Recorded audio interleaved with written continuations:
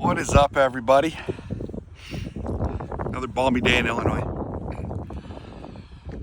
I think I may have unearthed something that was such a staple of my childhood.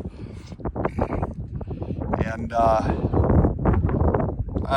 mean, gosh, I don't know, a whole summer the thing was my babysitter. And I think you need to see this. This was something that when we relocated up here to Illinois in like 87 or 88, we were here in northern Illinois. There was a go-kart shop in Norway, Bob's Kart Shop, BKS. And my parents took us over there, I think it was the summer of 88 or 89, and they bought us a go-kart. Had a 5-horse Briggs on it. Back then, if I recall, Bob's Kart Shop had a dirt track. And we rode the absolute crap out of that thing. I mean, we rode it all the time. Every day, sometimes, I mean, that cart, from the time we woke up to the time we went to bed, that cart never, only time it shut off was to refuel it. And that 5-horse, it lived a hard life. But that cart just kept giving more and more and more. And as we got older, I want to say I was probably just about out of high school, if not out of high school, when we sold it at, I think, like our garage sale. And I was at some people's house south of town here.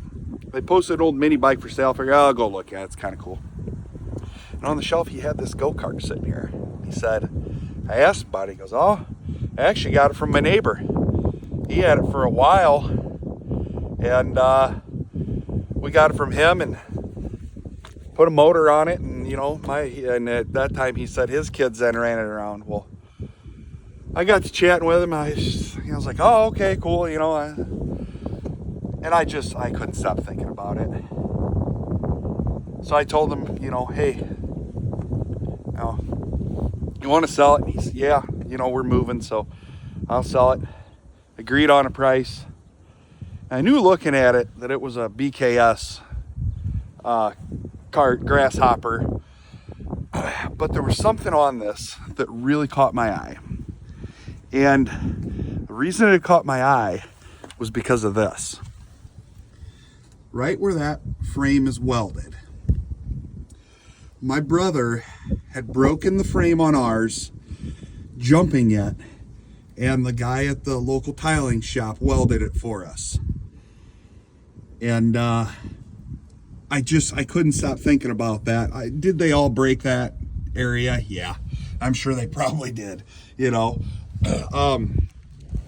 But look at this. Ours was red. I mean, he said he swapped the steering wheel because he had a hard time with the big wheel. But when I just went out there to get it, the neighbor who he got it from was there to help load it up. And I said, where did you guys get it? He goes, you know, I remember my dad bought it at a garage sale or something out this way in the, like, right around 2000-ish or something. And I was like, holy cow.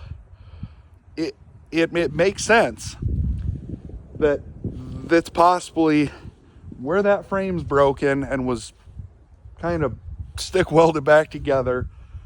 It's a BKS Grasshopper. They bought it right around the same time at a garage sale that we sold ours at a garage sale, if I remember. That is our old go-kart that I grew up with. So it's got a motor swap on it. He said it runs great and everything.